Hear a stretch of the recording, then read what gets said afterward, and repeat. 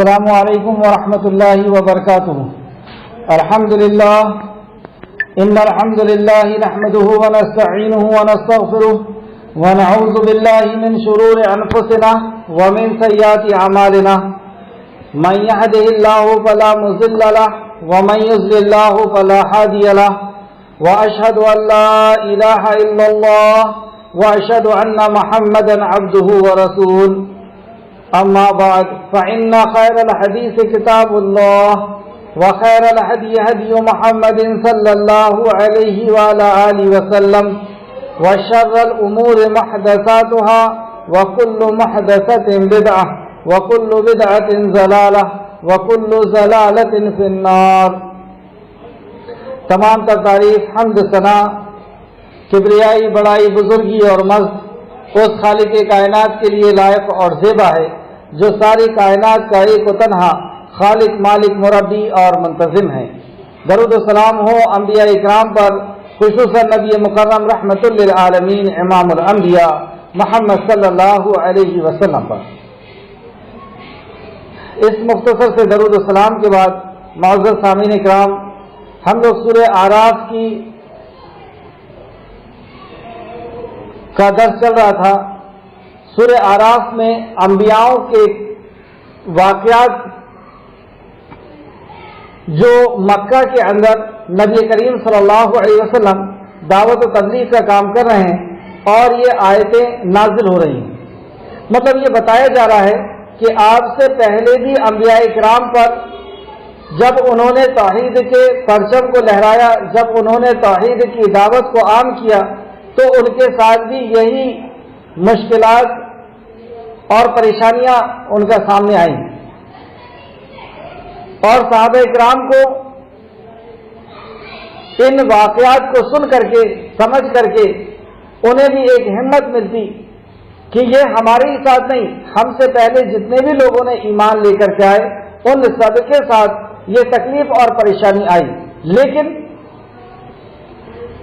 کامیابی اور کامرانی فلاح ہمیشہ سے مومنوں کو ہی ملی ہے، انبیاء کو اور انبیاء کے ساتھیوں کو ملی ہے.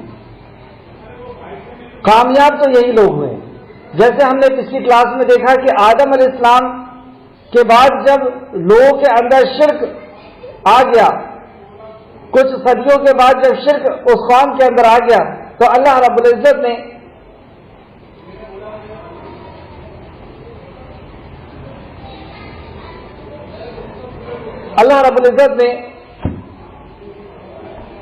لوگوں کو سدھارنے کے لیے نوح علیہ السلام کو مبعوث فرمایا، اور سیدنا نوح علیہ السلام نے 950 سال، اللہ فرماتا ہے 950 سال دن اور رات وحدانیت کی طرف، ایک اللہ کی طرف، اللہ کے دین کی طرف بلاتے رہے. اور ایک چیز اور ہم نے دیکھا کہ انبیاء کی سب سے پہلی دعوت توحید رہی ہے، پھر اس کے بعد آخرت اور اس کے بعد رسالت. اور یہ تین ایسی بنیاد ہے کہ جب یہ تین چیز پر کسی شخص کو ایمان ہو جاتا ہے، یقین آ جاتا ہے، تو پھر اس کے اندر سے ساری برائیاں بھی دور ہو جاتی ہیں اور ساری اچھائیاں بھی اس کے اندر آنا شروع ہو جاتی ہیں.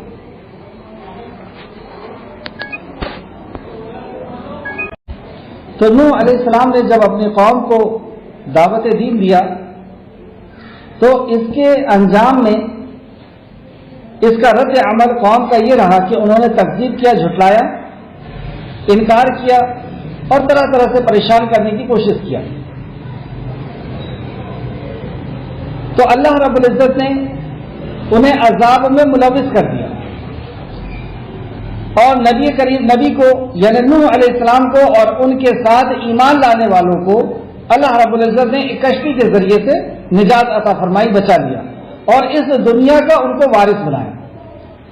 یہی ہر قوم میں ہوتا چلا ہے کہ قوم کے اندر بگاڑ آیا، ان کے اندر شرک اور کفر آیا، اور اللہ رب العزت نے نبی کو، اچھا شرک کو ہی اتنا فوکس کیوں کیا جاتا ہے؟ اصل میں جب انسان کے اندر سے اللہ رب العزت کی معرفت نکل جاتی ہے، اللہ کی پہچان نکل جاتی ہے، تو پھر اس کے اندر ہر برائیاں آنا شروع ہو جاتی ہیں. جب آخرت کا یقین نکل جاتا ہے تو پھر دنیا کی ہر برائیاں اس کے اندر، اس کی زندگی کے اندر آنا شروع ہو جاتی ہے. تو انبیاء آتے رہے اور انہوں نے اپنی دعوت پیش کی، قوم کے اکثریت نے نافرمانی کی اور قوم کی اکثریت نے تکذیب کیا، جھٹلایا اور مارنے پیٹنے کی کوشش کی، نو قوم سے نکالنے کی کوشش کی، گاؤں سے نکالنے کی کوشش کی، لیکن اللہ رب العزت کی آخرکار مدد آئی اور اللہ رب العزت نے ہر دور میں نبی کو اور نبی کے ساتھیوں کو جو ایمان لائے تھے ان کو بچا لیا، اور اللہ فرماتا ہے کہ ہمارے ذمے ہے کہ ہم ایمان والوں کی مدد کرتے ہیں۔ ایک جگہ فرماتا ہے کہ ہمارے ذمے ہے کہ ہم ایمان والوں کو بچا لیا کرتے ہیں۔ تو اللہ رب العزت نے ہر دور میں نبی کو اور نبی کے ماننے والوں کو بچا لیا۔ اگر ہمیں بھی عذاب سے بچنا ہے تو ہمیں بھی وہی کرنا ہوگا جو پچھلی قوموں نے کیا تھا، بچنے کے لیے کہ ہم اللہ رب العزت پر صحیح معنوں پر ایمان لے کر کے آئیں، نبی کے صحیح معنوں پر ایمان لے کر کے آئیں، اس پر عمل کریں، تو اللہ رب العزت کا وعدہ ہے کہ اللہ ایمان والوں کو بچا لے گا۔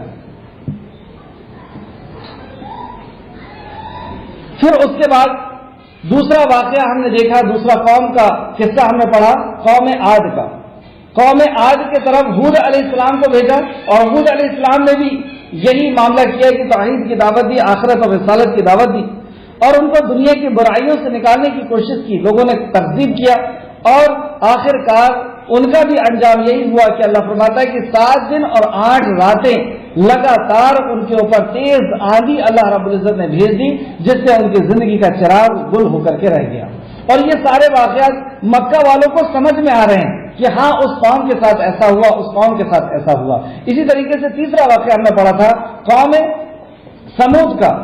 قوم سمود کی طرف سیدنا صالح علیہ السلام کو اللہ رب العزت نے نبی بنا کر کے بھیجا اور انہوں نے بھی دعوت دیا، لیکن ان کی دعوت پر بھی اکثریت نے انکار کیا، لیکن کچھ لوگوں نے ایمان لایا۔ جن لوگوں نے ایمان لایا اللہ رب العزت نے انہیں بچا لیا، اور جن لوگوں نے انکار کیا اور تکذیب کی، ان کو مارنے کی، ان کو نکالنے کی کوشش کی، تو ایک چیخ کی آواز نے، یعنی ایک زمین سے زلزلہ بھی آیا اور آسمان سے چیخ بھی آئی، اور اس طریقے سے ان کو بھی تباہ و برباد کر دیا گیا۔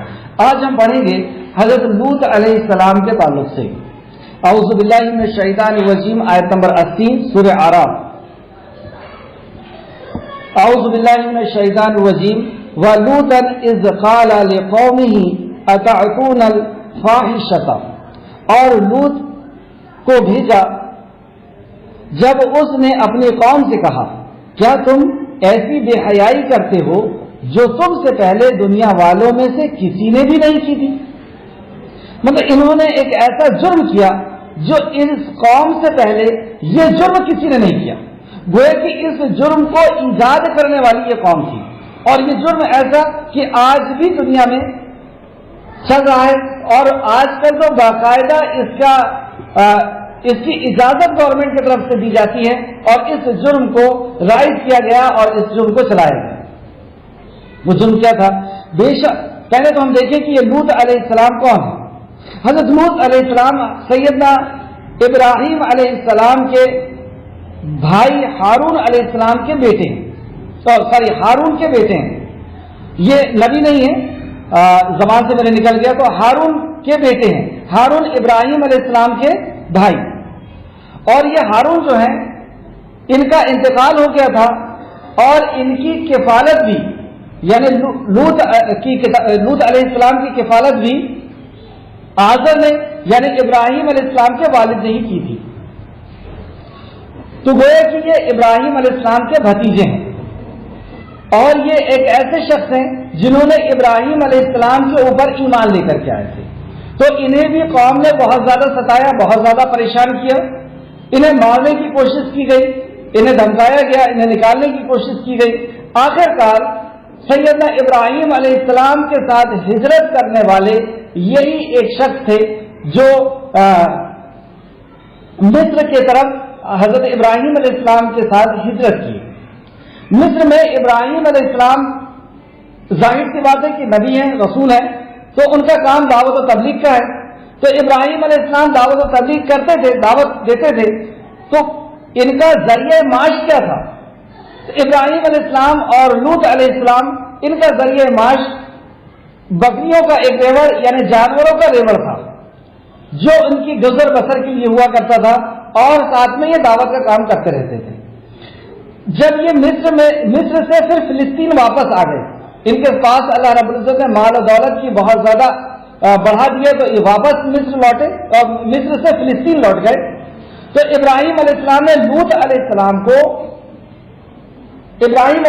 کو حبرون یعنی فلسطین کے ایک جگہ حبرون وہاں پر رک گئے اور لوط علیہ السلام کو دعوت و تبلیغ کے لیے جارڈن کے شہر سدون اور امورا بھیج دیا. کیا پتہ چلا اس سے واقعے میں؟ ابراہیم علیہ السلام نے اپنی دعوت و تبلیغ کا آغاز کیا، قوم نے انکار کیا، یہاں تک کہ ان کے والد نے بھی انکار کیا اور مارنے کی کوشش کی، لوگوں نے جلانے کی کوشش کی. لیکن وہیں پر ایک شخص کو اللہ رب العزت نے ہدایت دی جن کا نام لوط ہے.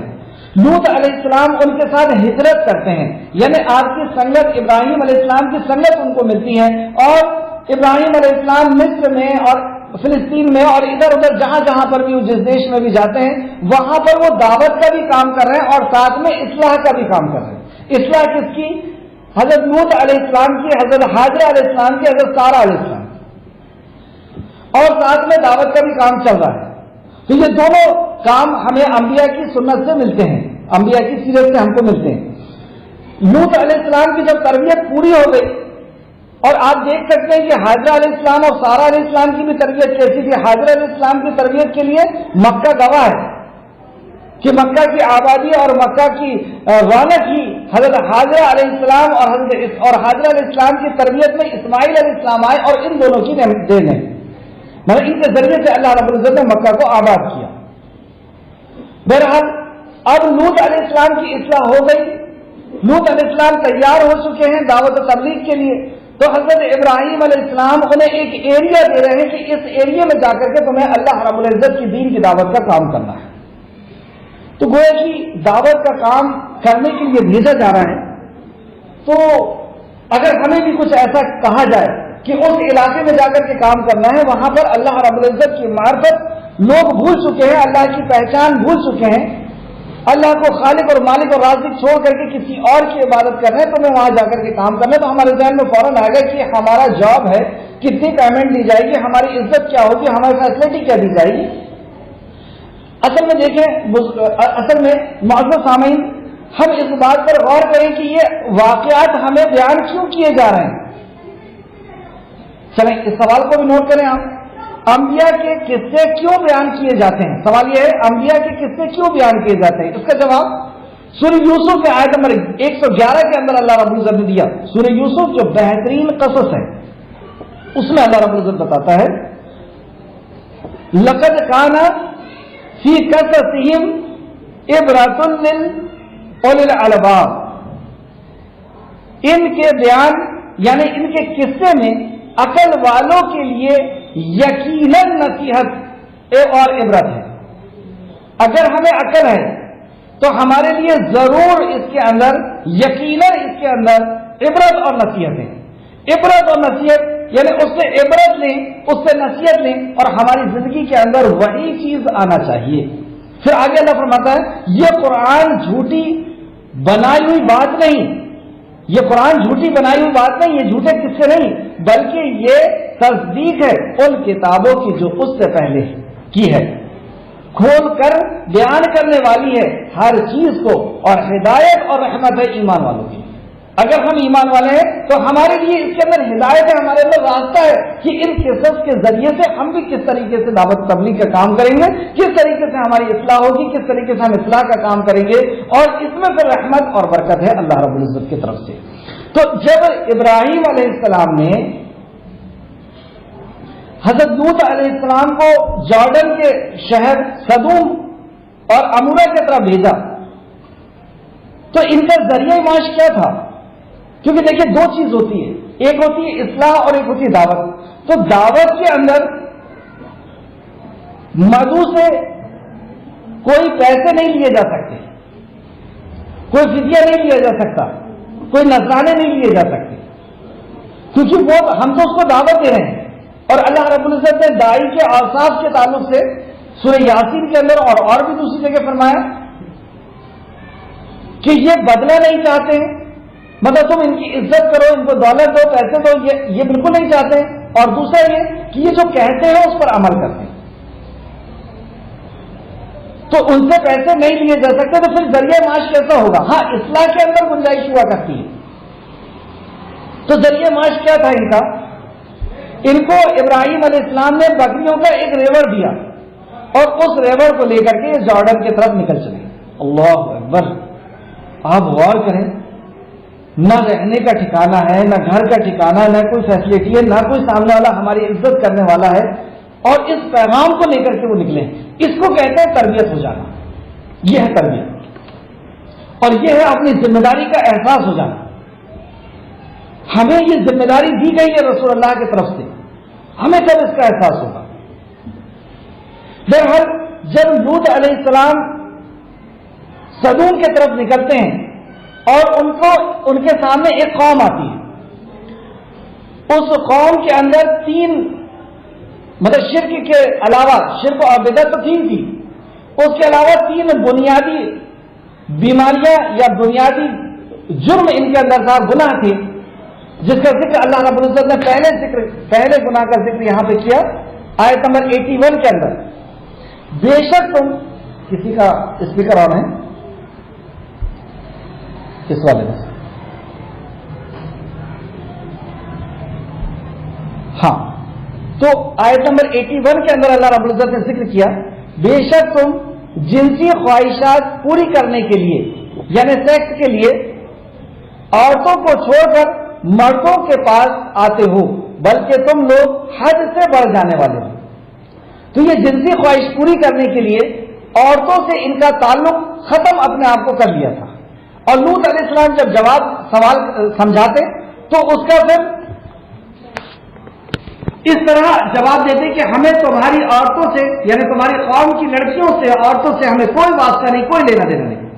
جس کو اللہ رب العزت نے سورہ ہود آیت نمبر 79 کے اندر ذکر کیا. سورہ ہود آیت نمبر 79. اور وہ بولے، مطلب قوم بولتی ہے، البتہ تحقیق تم کو معلوم ہے کہ تمہاری قوم کی بیٹیوں کی ہمیں کچھ حاجت نہیں. اللہ اکبر.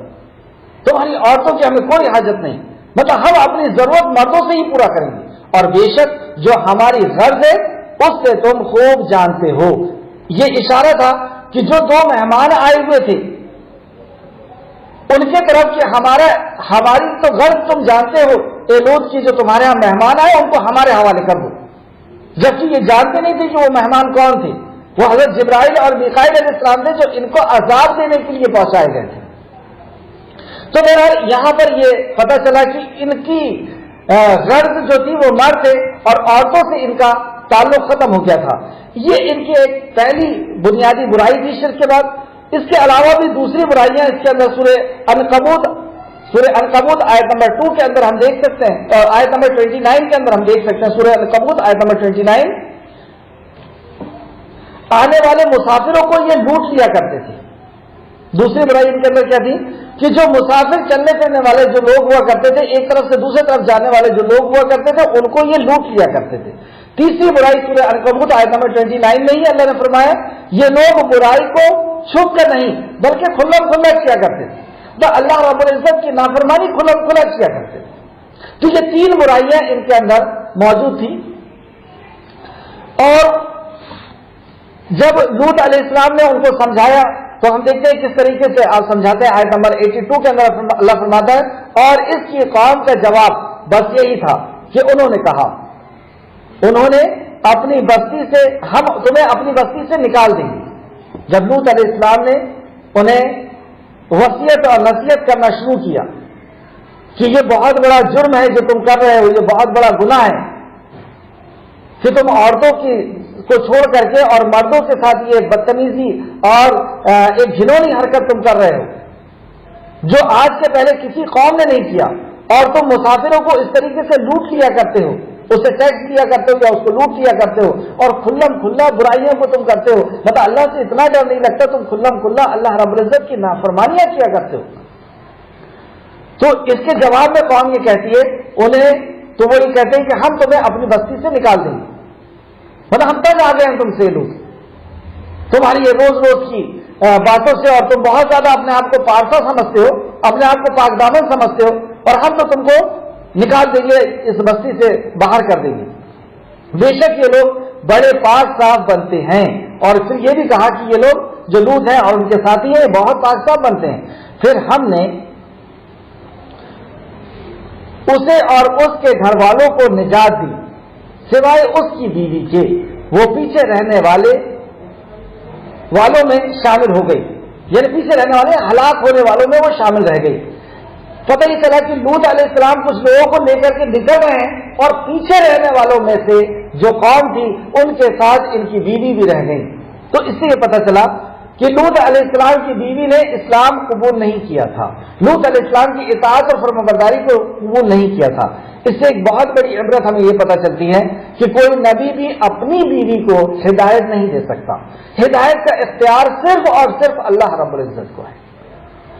نوح علیہ السلام کے کیس میں، نوح علیہ السلام کے واقعے میں بھی ہم نے دیکھا کہ وہ اپنے بیٹے کو، ان کا بیٹا بھی عذاب والوں میں شامل ہو گیا، اور یہاں پہ لوط علیہ السلام کی بیوی بھی، ان کے اوپر بھی عذاب آ گیا. اور اصل میں یہ بیوی ان برائی کرنے والوں کی سپورٹ کرتی ہے.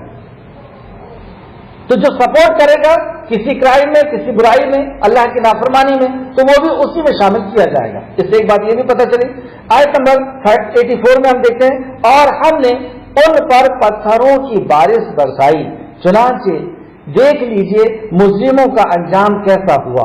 تو اللہ رب العزت نے یہاں پہ ذکر کیا کہ ان کا انجام اللہ رب العزت نے کتنی بری طریقے سے کیا کہ پتھر، اور بعض جب جگہ آتا ہے کہ پتھروں پہ نشان لگا کر کے کہ فلاں پتھر فلاں انسان کے اوپر کس طریقے سے برسے گا اور کس طریقے سے اس کو تباہ برباد کرے گا. اللہ رب العزت نے پتھروں کی بارش نازل فرمائی، اور اللہ رب العزت ہر چیز پر قادر ہے. اور ہم دیکھ سکتے ہیں کہ اس دیش میں ویسے بھی بہت پتھر ہیں. جب بھی وہ اس کو دوسری جگہ پہ اللہ نے فرمایا سورہ زاریات آیت نمبر 35-36 کے اندر، تو وہاں جتنے مومن تھے ان کو ہم نے نکال لیا، اور اس میں ایک گروہ کے سوا مسلمانوں کا کوئی گروہ نہ، ایک گھر کے سوا مسلمانوں کا کوئی گھر نہ تھا. یعنی مسلمانوں کو ہم نے بچا لیا اور اس قوم کو تباہ اور برباد کر دیا. دوسری جگہ میں ہم دیکھ سکتے ہیں سورہ ہود آیت نمبر 82 اور 83 کے اندر اللہ فرماتا ہے، اور ان پر پتھروں کی تہبتیں، یعنی پے در پہ ایک کے بعد ایک کنکریاں برسائی گئیں، جن پر تمہارے پروردگار کے ہاں سے نشان لگے ہوئے تھے. اللہ اکبر، نشان لگا کر کے اللہ رب العزت نے اس قوم کو تباہ اور برباد کر دیا. تو یہ ہے انجام ہر اس قوم کا جو اللہ کے نبی کا انکار کرے، اللہ کے کلام کا، اللہ کی وحی کا انکار کرے، توحید کا انکار کرے، آخرت کا انکار کرے. اس قوم کا یا اس قوم کے جیسا کوئی جرم کرتا ہے تو اس کی کیا سزا ہوگی؟ اسلام میں قوم لوط کا عمل کرنے والوں کی کیا سزا ہے؟ تو امام احمد نے اور ابو داؤد نے، ترمذی نے اور ابن ماجہ نے حضرت ابن عباس رضی اللہ عنہ کی روایت کو بیان کیا ہے کہ رسول کریم صلی اللہ علیہ وسلم نے فرمایا، جسے تم قوم لوط جیسا عمل کرتے ہوئے دیکھو یا پاؤ تو فاعل اور مفعول یعنی کرنے والے اور دونوں کو قتل کر دو. تو یہ قتل کرنے کا حکم گورنمنٹ کے لیے ہے کہ ان کی جو سزا ہے وہ سزا موت ہے. یعنی یہ معاشرے کے اندر رہنے لائق لوگ نہیں ہیں، یہ سماج کے اندر رہنے لائق اور جینے لائق لوگ نہیں ہیں. کیوں ہے اتنا سنگین جرم، کیوں ہے اتنی سنگین سزا؟ تو اس کا جواب یہی کہ اللہ سبحانہ و تعالیٰ کا حکم ہے اور وہ بہتر جانتا ہے کہ کس جرم کی کیا سزا دی جانا چاہیے. بظاہر ہمیں اس جرم کے اندر چند چیزیں سمجھ میں آتی ہے. سب سے پہلے یہ کہ اس سے عورتوں کا حق تلفی کی جاتی ہے. اگر یہ جرم اور زیادہ بڑھ گیا، جیسے آج ہمارے اس ہندوستان میں بھی دیکھیں یا اس شہر میں اندور کے اندر چند دن پہلے میں نے پیپر کی کٹنگ دیکھا تھا جس میں یہ تھا کہ باقاعدہ انگیجمنٹ منگنی کی گئی اور دونوں فریق، دونوں لڑکے والے اس میٹنگ میں، اس منگنی کی رسم میں موجود تھے، اور ایک لڑکے نے دوسرے لڑکے کی انگلی میں رنگ ڈالا اور باقاعدہ اس کی فوٹو لی گئی اور اس کو بہت معزز تہذیب کا نام دیا گیا، بہت بڑی تہذیب کا نام دیا گیا. تو اس سے کیا ہوگا عورت کی حق تلفی کی جا رہی ہے. دوسرا، نسل انسانیت کا خاتمہ ہو جائے گا اگر اس جرم کو بڑھایا جائے. ایک گھنونا جرم جو سخت اور ناپسندیدہ ہے اپنے رب کے نزدیک. تو یہ تھا قوم لوط کا واقعہ.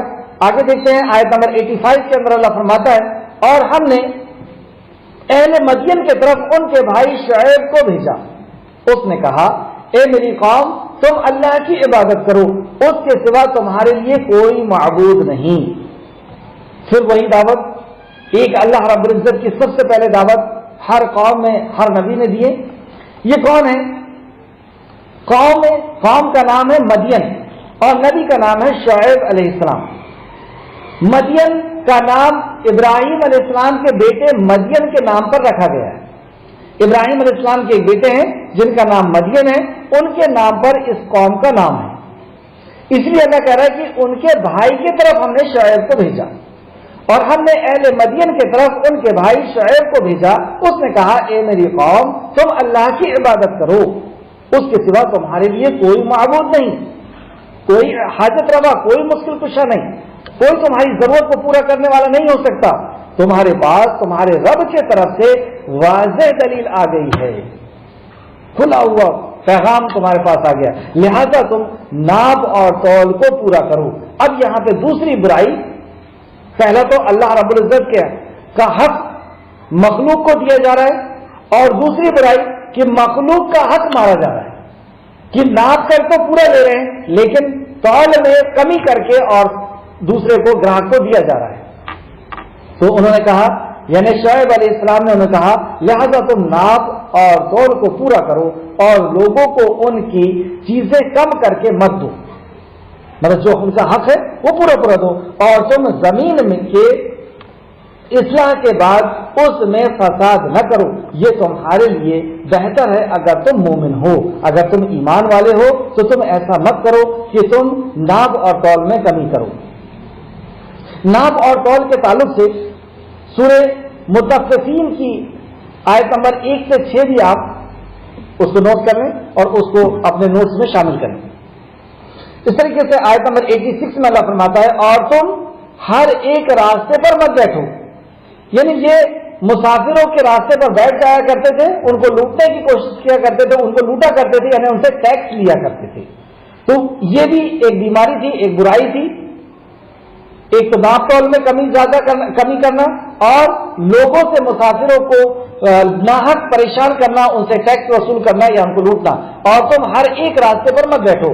اور دوسرا فرماتا ہے، اور تم اس شخص کو ڈراتے اور اللہ کے راستے سے روکتے ہو جو اس پر ایمان لاتا ہے. مطلب جو ایمان لے کر کے آتا تھا یہ ان کو بھی ڈرایا کرتے تھے اور ان کو پریشان کیا کرتے تھے. اور تم اس راہ میں ٹیڑھپن تلاش کرتے ہو، یعنی دین کے اندر تم کجی اور کمی نکالنا چاہتے ہو، اس کے اندر ٹیڑھپن نکالنا چاہتے ہو، لوگوں کو روکنا چاہتے ہو. اور یاد کرو جب تم تھوڑے تھے پھر اس نے تمہیں زیادہ کر دیا، اور دیکھو فسادیوں کا انجام کیسا ہوتا ہے. یہ بھی ایک دعوت کا ایک اصول ہے، ایک طریقہ ہے کہ ہم انہیں پچھلی قوم کے بارے میں بتائیں کہ دیکھو اس نے اللہ رب العزت کی نافرمانی کی تو اللہ رب العزت نے اس کو کس طریقے سے تہ و بالا کیا. اور اس کے پہلے بھی میں آپ کو یہ ہوم ورک دے چکا ہوں کہ آپ یہ دیکھیں معاشرے کے اندر یا پوری دنیا کے اندر کہ کہاں کہاں پر عذاب آیا اور عذاب کن لوگوں کے اوپر آیا. کیا اللہ کے مطیع اور فرمانبردار توحید پرستوں کے اوپر عذاب آیا؟ ہر قوم کے اندر آپ دیکھیں گے کہ جب وہ قوم اللہ رب العزت کی بغاوت پر اتر آئی، جب اس کے اندر شرک اور بدعت اور لوگوں کی حق تلفی جب کسی معاشرے کے اندر آ جاتی ہے، لوگوں کے حق کو ماننا جب کسی معاشرے کے اندر آ جاتا ہے، انسانیت کو پریشان کرنا جب کسی معاشرے کے اندر آ جاتا ہے اور شرک و بدعت جیسی بیماریاں آ جاتی ہے تو اللہ رب العزت اس قوم کو تباہ اور برباد کر دیتا ہے. تو ایک طریقہ یہ بھی ہے بتانے کا کہ دیکھو اللہ کی نافرمانی فلاں نے کیا، اللہ رب العزت نے اس کے ساتھ کیا کیا، اس کی زندگی کس طریقے سے تباہ اور برباد ہوئی. تو اس طریقے سے حضرت شعیب علیہ السلام اپنی قوم کو سمجھا رہے ہیں، اور اگر تم میں سے کچھ لوگ اس حکم پر ایمان لے آئیں جو مجھے دے کر بھیجا گیا ہے اور کچھ دوسرے ایمان نہیں لائیں گے تو تم ذرا صبر کرو. مطلب جو ایمان لے آئیں گے تو ٹھیک ہے، جو نہیں لائیں گے تو ان کے لیے تم صبر کرو اور دیکھو جو ایمان لاتے ہیں ان کا انجام یا ان کے ساتھ اللہ رب العزت کیا خیر و برکت کی معاملہ کرتا ہے، اور جو ایمان کا انکار کرتے ہیں ان کے ساتھ کیا انجام ہوتا ہے، یہاں تک کہ اللہ ہمارے درمیان فیصلہ کر دے، اور وہ سب سے بہتر فیصلہ کرنے والا ہے۔ حق اور باطل کا فیصلہ اللہ رب العزت ہی کرنا ہے۔ جب اس طریقے سے نبی ان کو یعنی شعیب علیہ السلام ان کو سمجھا رہے ہیں تو ان کا جواب سنیے آپ، کتنا سخت جواب دیتے ہیں، اور صحابہ کرام بھی اس جوابوں کو سن رہے ہیں کہ پہلے انبیاء نے کس طریقے سے دعوت و تبلیغ کا کام کیا اور ان کو کس طریقے سے جوابات اس قوم کی طرف سے دیے گئے۔ پہلا جواب آپ دیکھیں، سورہ ہود آیت نمبر 87 لکھیں، سورہ ہود آیت نمبر 87۔ انہوں نے جواب دیا کہ اے شعیب، کیا تیری نماز یعنی تیری صلاۃ، تیری نماز تجھے یہی حکم دیتی ہے؟ مطلب تم نماز پڑھ رہے ہو اور تمہاری نماز کیا یہ حکم دیتی ہے کہ ہم اپنے باپ داداؤں کے معبود کو چھوڑ دیں؟ اللہ اکبر۔ ان کا یہ سوچنا ہے کہ تم بس نماز پڑھو، صبح شام دوپہر جتنا پڑھنا ہے، لیکن یہ کیا کہ تم ہمارے معبودوں کو جن کے ہمارے باپ دادا جن کی عبادت کرتے چلے آئے ہم ان کو چھوڑ دیں، یہ کیسی بات؟ تو پتہ یہ چلا کہ واقعی نماز یہی چیز کے حکم دیتی ہے، ہماری نماز ہماری صلاۃ ہمیں یہی چیز کا تو حکم دیتی ہے۔ آپ غور کریں نماز کے اندر کیا ہے، نماز کے اندر وحدانیت کا اعلان ہے، توحید کا اعلان ہے، بندہ کہتا ہے اللہ اکبر، اللہ سب سے بڑا ہے، سبحان ربی الاعلیٰ، پاک ہے میرا اعلیٰ پروردگار۔ یہ جتنے بھی عیب اللہ کے اوپر لگاتے ہیں، یہ جتنے بھی حاجت روا اور مشکل کشائی اللہ کے علاوہ کسی اور سے کرتے ہیں، یہ اللہ کے اوپر عیب لگانا، اور میرا رب اس عیب سے پاک ہے۔ الحمدللہ رب العالمین، تمام تعریف اور تمام شکر اللہ رب العزت کا نام تو ویّا کا، یہ سب کیا ہے؟ یہ سب توحید کا اعلان ہی تو ہے۔ تو یہ ہمیں نماز کیا حکم دیتی ہے کہ ہم توحید کا اعلان کریں اور توحید کو لوگوں تک پہنچائیں۔ اس لیے یہاں پہ پھر سے اب آیت کو غور کریں، انہوں نے جواب دیا کہ اے شعیب، کیا تیری صلاۃ تیری نماز تجھے یہی حکم دیتی ہے کہ ہم اپنے معبودوں، ہم اپنے باپ داداؤں کے معبودوں کو چھوڑ دیں اور ہم اپنے مالوں میں سے جو کچھ چاہیں اس کا کرنا بھی چھوڑ دیں؟ مطلب ہمارا مال ہے، ہم اپنے طریقے سے اس کو خرچ نہ کریں، تمہارے کہنے کے حساب سے ہم کو خرچ کریں۔ اور پھر اس کے بعد سخت جواب ان کا دیکھیے سنی کیا ہے، تو ہی باوقار اور نیک چلن رہ گیا ہے، مطلب تو ہی صحیح ہے اور تو ہی انسان رہ گیا ہے، باقی تو سب اس طریقے کا ایسے سخت لہجے میں وہ جواب دیتے، تو ہی باوقار اور نیک چلن رہ گیا ہے، باقی ہم تو سب بیکار ہیں۔ اور یہاں پر جو اللہ رب العزت نے ذکر کیا آیت نمبر 88 کے اندر، سورہ اعراف آیت نمبر 88 کے اندر، وہ سماعت کریں، اس کی قوم میں سے جو سردار تکبر کرنے والے تھے انہوں نے کہا، اس کے پہلے بھی ہم پڑھ چکے ہیں کہ سب سے پہلے دعوت و توحید کا یا اللہ کے دین کا انکار کرنے والے سردار ہوا کرتے ہیں، کیونکہ انہی کو خطرہ ہوتا ہے ان کی سرداری جانے کا، اور ان میں اکثر رئیس لوگ ہوا کرتے ہیں، پیسے والے، اکثر سبھی لوگ نہیں ہوا کرتے ہیں، تو وہ مصیبت اور پریشانی کا باعث بنتے ہیں۔ تو یہ کہتے ہیں اس کی قوم میں سے جو سردار تکبر کرتے تھے انہوں نے کہا، اے شعیب، ہم تجھے اور ان لوگوں کو جو تیرے ساتھ ایمان لائے ہیں اپنی بستی سے ضرور نکال دیں گے۔ یہ ان کا اور ہر دور میں یہ رہا ہے کہ اگر تم صحیح نہیں ہوئے تو ہم تمہیں اپنی بستی سے نکال دیں گے، اور یہ ایک بہت بڑی دھمکی ہوا کرتی ہے کہ ایک شخص جب اپنے گاؤں سے نکل جائے گا، اپنے کاروبار سے نکل جائے گا، اپنے عزیز و اقارب سے نکل جائے گا، اپنے دوست اور احباب سے نکل جائے گا، تو وہ کہاں جائے گا، کیا کرے گا، کہاں رہے گا؟ تو یہ ایک ان کے پاس بڑی دھمکی ہوا کرتی ہے ہمیشہ سے، لیکن ایمان والے نے اس دھمکی کو کبھی دھمکی نہیں سمجھا، ایمان والا اس سے کبھی نہیں رکا، کیونکہ وہ جانتا ہے کہ ساری زمین اللہ کی ہے اور اللہ رب العزت بہتر کارساز ہے، اور اللہ رب العزت بہتر رزق کا دینے والا اور عزت کا دینے والا ہے۔ اور مہاجر کے لیے اللہ رب العزت نے دو نعمتیں رکھ دی ہیں۔ سب سے پہلی نعمت یہ کہ اس کی پچھلے گناہوں کو اللہ رب العزت بخش دیتا ہے، اور دوسری نعمت یہ کہ اللہ رب العزت اس کی زندگی میں برکت دیتا ہے، یعنی اس کی عزت میں بھی برکت ہوگی، اس کی دولت میں بھی برکت ہوگی، اس کی صحت میں بھی برکت ہوگی، اس کے علم میں بھی برکت ہوگی، یہ ساری برکت اللہ رب العزت اس کے لیے رکھ دیا کرتا ہے۔ تو یہ دھمکی ہمیشہ دیتے ہیں اور ابھی بھی دیں گے کہ تمہیں گھر سے نکال دیا جائے گا، تمہیں خاندان سے نکال دیا جائے گا، تمہیں رشتہ داری سے برادری سے نکال دیا جائے گا، تمہیں کارڈ نہیں دیا جائے گا، تمہاری شادیوں میں نہیں آیا جائے گا، تمہیں لڑکی نہیں دی جائے گی، اور اس طریقے کی یہ دھمکیاں پہلے سے دیتے چلے آ رہے ہیں، کوئی نئی بات نہیں ہے. لیکن ان دھمکیوں میں صرف دھمکیاں ہی دھمکیاں ہیں، ہونا کچھ نہیں ہے. ایک طرف یہ سارے مخالف ہو جائیں، لیکن دوسری طرف ساری کائنات کا خالق اور مالک دوست بھی ہو رہا ہے. دیکھیں کیا کہتے ہیں، شاید ہم تجھے اور ان لوگوں کو جو تیرے ساتھ ایمان لائے ہیں اپنی بستی سے ضرور نکال دیں گے، یا تمہیں ہمارے دین میں لوٹنا ہوگا، یا واپس آ جاؤ ہمارے دین میں، ہمارے طریقے سے تم جینا شروع کر دو. شعیب نے کہا کیا ہم تمہارے دین میں آ جائیں اگرچہ ہم اسے کراہیت محسوس کرتے ہیں، مطلب ہم اسے ناپسندیدہ سمجھتے ہیں، برا سمجھتے ہیں.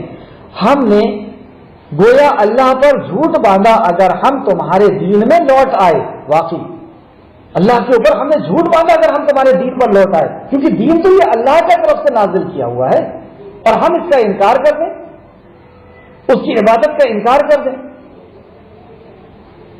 تو گویا کہ ہم نے تو اللہ کے اوپر جھوٹ باندھ دیا. ہم نے تو گواہی دے چکے ہیں. ہم تو نماز کے اندر بھی کہتے ہیں ایاک نعبد و ایاک نستعین، یہ ہم اپنی اس امت کے لیے کہہ رہے ہیں. آگے دیکھیں کیا کہتے ہیں، جب اللہ تمہیں اس سے نجات دے چکا ہے. اور پھر وہ کہتے ہیں، مطلب حضرت شعیب علیہ السلام کی قوم کا یہ جواب ہے کہ وہ کہتے ہیں جب اللہ ہمیں اس سے نجات دے چکا ہے، یا ہو سکتا ہے حضرت شعیب علیہ السلام کا جواب ہو کہ جبکہ اللہ ہمیں اس سے نجات دے چکا ہے، مطلب اس شرک اور کفر سے اللہ نے ہمیں نجات دے دیا ہے. اس سے بڑا رحمت اور اس سے بڑی رحمت اور برکت اللہ کی کیا ہے؟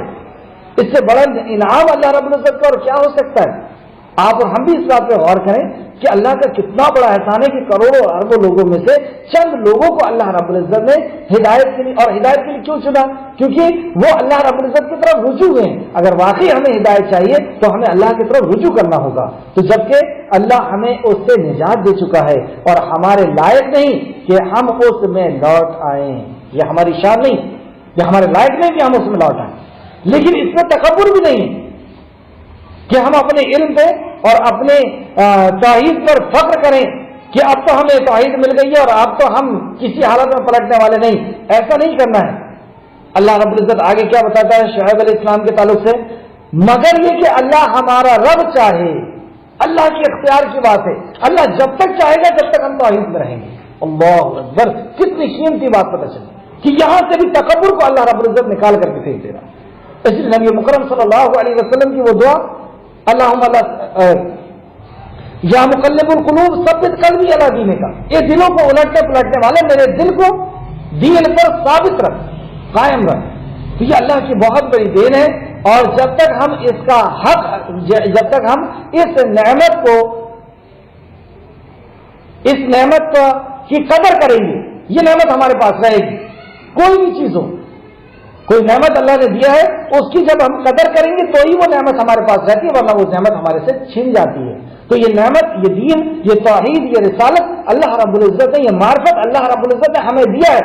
اگر ہم اس کی قدر کرنا چھوڑ دیں گے، یعنی قرآن سے دور ہو جائیں گے، احادیث سے دور ہو جائیں گے، عمل سے دور ہو جائیں گے، اور ساتھی بھی اپنے دوسرے کر لیں گے، تو گویا کہ ہم اس توحید کی قدر نہیں کر رہے، اس دین کی قدر نہیں کر رہے. تو جب قدر نہیں کریں گے تو اللہ رب العزت پھر سے ہمیں پلٹا دے گا. تو یہاں پہ وہی اشارہ کرتے ہیں، مگر یہ کہ اللہ ہمارا رب چاہے. ہمارے رب نے ہر چیز کو اپنے علم سے گھیر رکھا ہے، ہم نے اللہ ہی پر بھروسہ کیا ہے. اور وہ دعا کرتے ہیں کہ اے ہمارے رب، تو ہمارے اور ہماری قوم کے درمیان حق کے ساتھ فیصلہ کر دے، اور تو بہترین فیصلہ کرنے والا ہے. یہ دعا بہت سخت ترین دعا، جو انبیاء اپنی دعوت دیتے دیتے جب قوم سے بیزار ہو جاتے، جب وہ دیکھتے کہ قوم اللہ رب العزت کی وحدانیت کو قبول کرنے کے لیے، دین کو قبول کرنے کے لیے، آخرت کو یقین کرنے کے لیے، نبی کو یقین کرنے کے لیے تیار نہیں ہو رہی، تو اب اللہ کے نبی فیصلے کا اللہ رب العزت کے حکم سے اللہ رب العزت سے دعا کرتے. پھر اس کے بعد آیت نمبر 90 میں دیکھتے ہیں، اور اس کی قوم میں سے وہ سردار جنہوں نے کفر کیا تھا کہنے لگی، کہ ابھی بھی اس قوم کا جواب وہ کہنے لگے اگر تم نے شعیب کی پیروی کی تو بے شک تم ضرور خسارہ پانے والوں میں سے ہو جاؤ گے۔ اب شعیب علیہ السلام کی قوم یا شعیب علیہ السلام کے ساتھی جنہوں نے شعیب علیہ السلام کے اوپر ایمان لے کر کے آئے ہیں، ان کو ڈرانا اور ان کو دھمکانا شروع کر رہے ہیں کہ اگر تم نے شعیب کا ساتھ نہیں چھوڑا، اس دین کا ساتھ نہیں چھوڑا، اس دین کو نہیں چھوڑا تو ہم تمہیں بھی سخت ترین عذاب دیں گے، یعنی تمہیں پریشان کریں گے یا نکالیں گے یا مارنے کی دھمکی۔ اس طریقے سے وہ دھمکیاں دینا شروع کر دی۔ پھر انہیں زلزلے نے آ پکڑا۔ بس اب اللہ رب العزت کے عذاب نے ان کو آ پکڑا۔ اس تعلق سے اور بھی جگہ اللہ نے فرمایا ہے، پہلے یہاں دیکھتے ہیں۔ اور پھر انہیں زلزلے نے آ پکڑا، چنانچہ وہ اپنے گھروں میں اوندے پڑے رہ گئے۔ یہ ہے اللہ کا عذاب۔ جو لوگوں نے شعیب کو جھٹلایا وہ یوں ہو گئے جیسے ان گھروں میں کبھی بسے ہی نہ تھے۔ جن لوگوں نے شعیب کو جھٹلایا وہ خسارہ اٹھانے والوں میں سے ہو گئے۔ مطلب اللہ نے ان کو صفائے ہستی سے ایسا مٹا دیا کہ جیسے وہ ان گھروں میں، ان بستیوں میں کبھی رہا ہی نہیں کرتے تھے۔ اور ان کا انجام دوسری جگہ پہ اللہ نے فرمایا سورہ ہود آیت نمبر 94 کے اندر، سورہ ہود آیت نمبر 94، اور جب ہمارا حکم آ پہنچا یعنی عذاب آ پہنچا تو ہم نے شعیب کو اور جو لوگ ان کے ساتھ ایمان لائے تھے ان کو اپنی رحمت سے بچا لیا، اور جو ظالم تھے ان کو چنگاڑ نے آ دبوچا تو وہ اپنے گھروں میں اوندے پڑے رہ گئے۔ مطلب آسمان سے ایک چنگاڑ، ایک آواز آئی اور زلزلہ بھی آیا، زمین سے زلزلہ بھی آیا اور اس سے وہ تباہ و برباد کر دیے گئے۔ اس طریقے سے سورہ شعراء آیت نمبر 189 میں بھی اللہ رب العزت فرماتا ہے کہ صاحبان یعنی ایک بادل کی شکل میں ایک بادل آیا ان کے اوپر اور ایک آواز، ایک کڑک آئی۔ سورہ شعراء آیت نمبر 187 میں بھی اللہ فرماتا ہے کہ ایک آواز آئی جس نے اس آواز کے ذریعے سے ان کو ختم کر دیا گیا، اور ایک آواز وہ ہوگی جو ساری دنیا کو ختم کر دے گی، جس کو ہم قیامت کے نام سے جانتے ہیں۔ اللہ رب العزت ہم سب کو محفوظ رکھے۔ اس کے بعد جب یہ عذاب آ گیا اور یہ تباہ اور برباد کر دیے گئے تو شعیب علیہ السلام ان کی طرف مخاطب ہو کر کے کہتے ہیں جو اللہ رب العزت نے آیت نمبر 93 کے اندر نقل کیا، پھر شعیب نے ان سے منہ پھیر کر کہا، اے میری قوم، یقیناً میں نے تو اپنے رب کے پیغامات تمہیں پہنچا دیے اور تمہاری خیر خواہی کی، پھر میں کافر قوم پر غم کیوں کروں؟ مطلب میں نے پیغام اللہ رب العزت کا پہنچا دیا، میں نے خیر خواہی کی تمہاری، اور تم نے کیا کیا؟ تم نے میرے رب کا انکار کیا، اس کے ساتھ کفر کیا، اس کا حق تم نے دوسروں کو دیا، میں تمہاری اس بربادی کا غم کیوں کروں؟ یہ ہے ایک توحید پرست کہ وہ اللہ رب العزت کے نافرمان، اللہ کا حق دوسرے کو دینے والے کے برے انجام میں کبھی ترس نہیں کھاتا۔ اچھا، دوسری بات یہ پتہ چلی کہ شعیب علیہ السلام اپنی قوم کو یہ مخاطب کر رہے ہیں جبکہ وہ ختم ہو چکی ہے۔ اسی طریقے سے آپ دیکھیں گے کہ حضرت صالح علیہ السلام نے بھی آیت نمبر 79 اسی سورہ آراف کی آیت نمبر 79 کے اندر جب صالح علیہ السلام نے اپنی قوم کو دعوت دیا اور ان کی قوم نے تنظیم کیا، ان کو مارنے پیٹنے اور ختم کرنے کی کوشش کی، تو اللہ رب العزت نے ان کے اوپر عذاب نازل کیا، اور جب وہ عذاب میں گرفتار ہو گئے اور عذاب میں وہ بالا کر دیے گئے تو شعیب علیہ السلام نے بھی اسی طریقے کی بات کیا تھا جو آیت نمبر 79 میں اللہ رب العزت نے ذکر کیا۔ کہا اللہ نے، تب صالح نے ان سے منہ پھیر لیا اور کہا، اے میری قوم، بے شک میں نے تمہیں اپنے رب کے پیغام پہنچا دیا اور میں نے تمہیں نصیحت کی تھی، لیکن تم نے نصیحت کرنے والوں کو پسند ہی نہ کیا، تمہیں پسند نہیں کیا۔ کہ یہ انبیاء کا ایک معجزہ ہے کہ ان کا انتقال ہو چکا ہے، وہ مر چکے ہیں، وہ اپنے انجام کو پہنچ چکے ہیں، تو انبیاء کے زبانی اللہ رب العزت یہ بھی ایک اعلان کروا دے رہا ہے کہ دیکھو میں جو تمہیں دعوت دیا کرتا تھا، جو میں تمہیں حق کی طرف بلایا کرتا تھا، میں ایک رب کی طرف بلایا کرتا تھا، تم نے اس کا انکار کیا، اور جس انجام کے بارے میں تمہیں خبردار کرتا تھا اس انجام کو تم پہنچ چکے ہو۔ تو یہ اللہ رب العزت کی طرف سے ایک خاص جو ہے انعام نبی کو دیا گیا کہ وہ نبیوں نے یہ بات کہی. اور اسی طریقے سے نبی کریم صلی اللہ علیہ وسلم نے بھی جب اس امت کے کچھ لوگوں کے اوپر عذاب آیا تو نبی کریم صلی اللہ علیہ وسلم نے بھی اسی طریقے سے خطاب کیا. جو صحیحین میں حدیث ہے، امام بخاری نے اس کو روایت کیا ہے، بخاری شریف حدیث نمبر 3976 اور مسلم شریف حدیث نمبر 2874. تو رسول کریم صلی اللہ علیہ وسلم کو اہل بدر پر فتح و نصرت حاصل ہو گئی، یعنی بدر کی جنگ وہ جیت گئے، فتح و نصرت حاصل ہو گئی. تو وہاں 3 دن قیام فرمایا، مطلب نبی کریم صلی اللہ علیہ وسلم نے صحابہ اکرام نے 3 دن وہاں قیام فرمایا. پھر آپ نے حکم دیا اور تیسرے دن رات کے آخری پہر میں آپ کے سواری کو تیار کر دیا گیا تو آپ اس پر سوار ہو کر چل پڑے. پھر بدر کے کنویں کے پاس کھڑے ہو گئے اور آپ نے فرمایا، اے ابو جہل بن حشام، اے عتبہ بن ربیہ، اے شعیب بن ربیہ، تم سے تمہارے رب نے جو وعدہ کیا تھا کیا تم نے اسے سچا پایا؟ سبحان اللہ، یہ ہے انجام.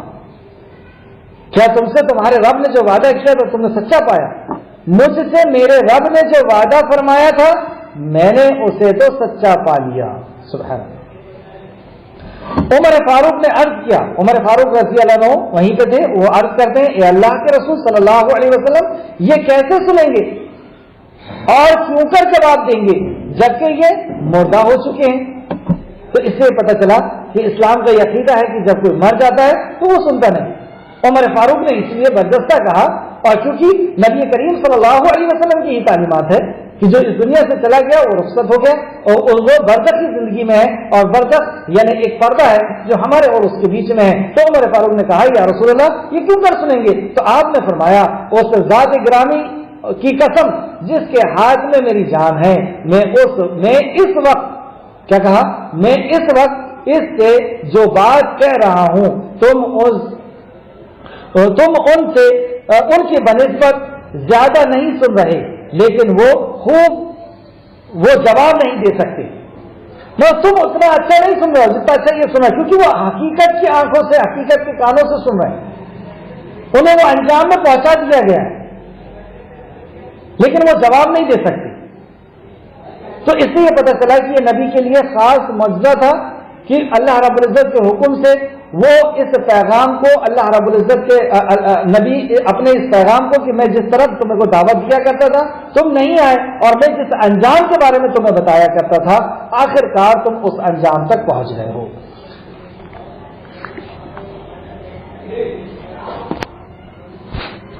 آخر میں اللہ رب العزت سے دعا ہے کہ جو کچھ بھی ہم نے پڑھے ہیں ان واقعات کے اندر اس پہ ہمیں مزید غور و فکر کرنے اور عمل کرنے کی توفیق اور رفیق عطا فرمائیں. جب تک ہمیں زندہ رکھے ایمان اور اخلاص کے ساتھ قرآن کے اور حدیث کے اوپر عمل کرنے کی توفیق اور رفیق عطا فرمائیں. آمین یا رب العالمین.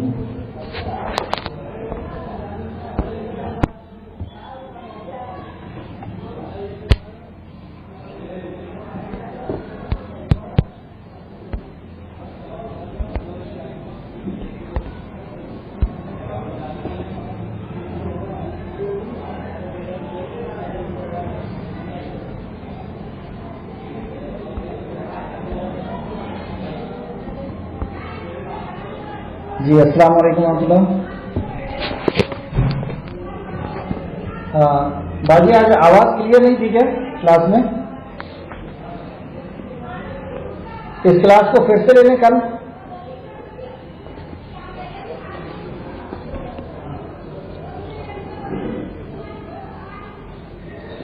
ریکارڈنگ بھی آج نہیں ہو پائی، کچھ اس میں بھی پرابلم آ گیا تھا.